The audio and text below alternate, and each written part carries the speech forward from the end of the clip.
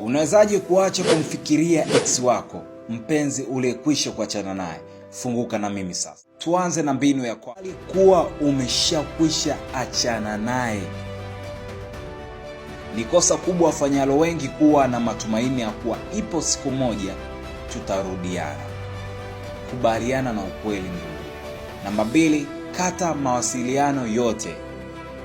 Acha kuchungulia status zake, utapata pressure wewe. Futa namba zake hizo, haina umuhimu kwa sasa. Acha kumtumia vimeseji, acha kumbipu. Move on.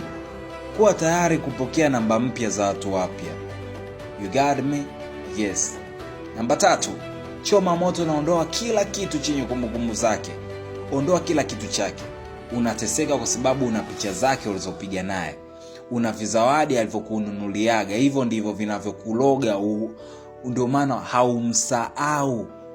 Toa vyote, choma moto. Mlikuwa mnavaliana hadi nguo kweli? Hebu choma moto hizo nguo eti. Na hasira kafikiri funguka na mimi. Namba 4, punguza kujilaumu. Kujiona wewe kama ndiye uliyesababisha mahusiano kuvunjika. Ndio moja ya sababu inawafanya wengi washindwe kuendelea na kubaki kumkumbuka ex. Namba 5, yaliyopita yaache yapite. Yaliyopita yamepita, tugange yajayo. Ukiniuliza ni rahisi kumsahau ex wako, jibu kwangu ni hapana. Funguka na mimi tunasema hapana. Huwezi kuwasahau maex wako kwa sababu ulishawaruhusu kuwa sehemu ya maisha yako yaliyopita. Hivyo hizo ni kumbukumbu zako.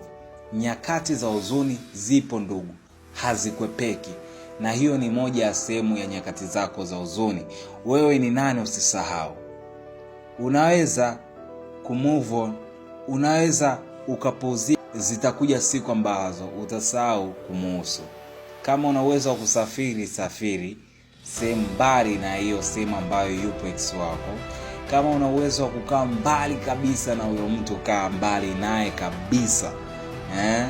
Kurasa hizo haziwezi kuchanwa kwenye maisha yako wala kufutwa. Ingali umeandika na peni ya wino, cha kufanya ni kufungua kurasa mpya inayofuata. Ijaze kwa kufanya yale uyapendayo na yakupayo furaha, maana kila mwanadamu ana kile anachokipenda mbali na hayo mapenzi. Hivyo yape kipaumbele mambo hayo ya muhimu kuliko mahusiano. Hakika utakuwa mtu aliyesawa.